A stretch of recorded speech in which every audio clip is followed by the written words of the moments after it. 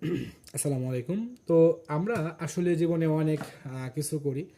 তার মধ্যে বই পড়া আসলে একটা নেশা। বই পড়া যেমন তেমন সংগ্রহ করা একটা নেশা।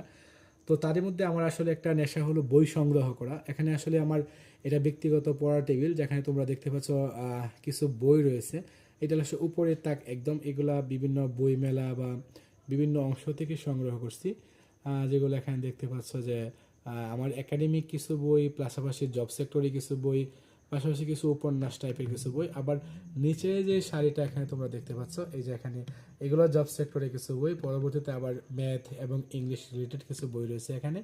যাই হোক, এতগুলো বই আসলে জীবনে যদি কেউ শুধু কোরআনের দিকে তাকায়, শুধু কোরআনের দিকে, তাহলে আসলে তার অনেক কিছু হয়ে যায়। মতো আজকে যে বিষয়টা কথা বলবো সেটা হলো কোরআনে একটা চমৎকার একটা কিছু অনুপ্রেরণার কিছু যে শব্দগুলো রয়েছে, তার মধ্যে উল্লেখযোগ্য একটি শব্দ হলো লা তাহজান।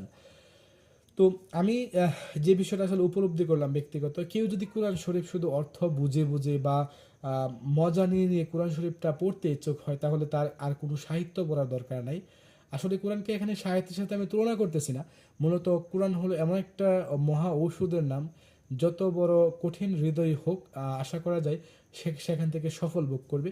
তো এখানে একটা কোরআনের একটা আয়াতের একটা উদ্ধৃতি এখানে তোলা হয়েছে। আয়াতের আসলে একটা ওয়ার্ডের উদ্ধৃতি। কোরআনে একটা ওয়ার্ড রয়েছে যে লা তাহজান, যার বাংলা অর্থ কখনো হতাশ হয়েও না। আপনি চিন্তা করতে পারবেন না এখন যে এই যে একটা শব্দের দ্বারা আল্লাহ কতটুকু কত কি গভীর একটা অর্থ রাখছে, যে কখনো হতাশ হয় না। জীবনে চলতে গেলে, জীবনের চলার পথে বিপদ আসবে, এটা স্বাভাবিক, অতি স্বাভাবিক। চলার পথে বিপদ আসবে, এটা স্বাভাবিক। কিন্তু আমরা হতাশ হয়ে যাই, অল্পতেই হতাশ হয়ে যাই, এবং সেই হতাশা আমাদেরকে আরও হতাশ করে দেয়। একটা পর্যায়ে আমরা বিভিন্ন মানে অর্থাৎ আমাদের সঠিক চলার পথ থেকে কি আমরা বিচ্যুত হই এবং খারাপ দিকে আস্তে আস্তে চলে যাই। এজন্য আল্লাহ তালা বলছে কি, যে কোনো মুহূর্তে যে কোনো বিপদ আসুক, চলার পথে অনাকাঙ্ক্ষিত ঘটনা আসবে, আমরা যেন হতাশ না হই।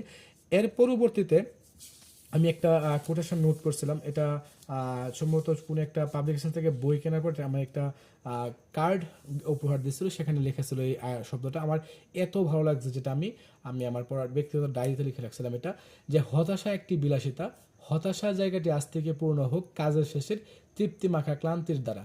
আসলে খেয়াল করো, আমি যদি ধরো আমার সামনে একটা এক্সাম, হ্যাঁ, যেমন তোমরা এখানে সামনে এসএসসি এক্সাম দিবে অনেকে, বা বিভিন্ন প্রতিযোগিতামূলক পরীক্ষা দিবে। এখন তুমি যদি হতাশা করো যে আমি তো অনেক কিছু পারলাম না, আমি তো অনেক কিছু পড়লাম না, তাহলে ভাই তো এখানে তোমার এই যে 1 ঘন্টা ধরে হতাশা করলা বৈশা বৈশা, যে আমি অনেক কিছু পারি না, আমি অনেক কিছু পড়ি নাই, আমি কিভাবে কি করব, এগুলো তুমি একটা চিন্তা করো, তো তুমি জাস্ট 1 ঘন্টা সময় নষ্ট করলা। অথচ তুমি যদি এই 1 ঘন্টার সময় হতাশ না হয়ে তুমি যদি এই 1 ঘন্টার সময় পড়াশোনায় কাজে লাগাইতা, তাহলে অবশ্যই আমি বিশ্বাস করি, অবশ্যই তুমি ভালো একটা অংশ শিখতে পারতা। এই জন্য বলা হয়েছে যে হতাশা একটা বিলাসিতা, যে হতাশ করে আসলে সে বিলাসিতা করলো। হতাশার জায়গাটি, অর্থাৎ যেই জায়গাটুকু তুমি হতাশ হয়ে কাটাইতা, সেই জায়গাটুকু পূর্ণ হোক কাজের শেষে।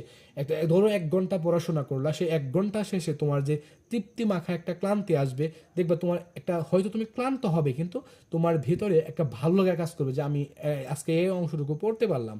তো এই তৃপ্তি মাখা ক্লান্তির দ্বারা কি তোমাদের হতাশার জায়গাটি পূর্ণ হোক। যাই হোক, সকলের জন্য দোয়া রইল, সকলের জন্য দোয়া রেখে আমি আমার জন্য দোয়া আছে। আজকের এই গল্পটা এখানেই শেষ করলাম। আসসালামু আলাইকুম রহমতুল্লাহি ওবরাকাতু।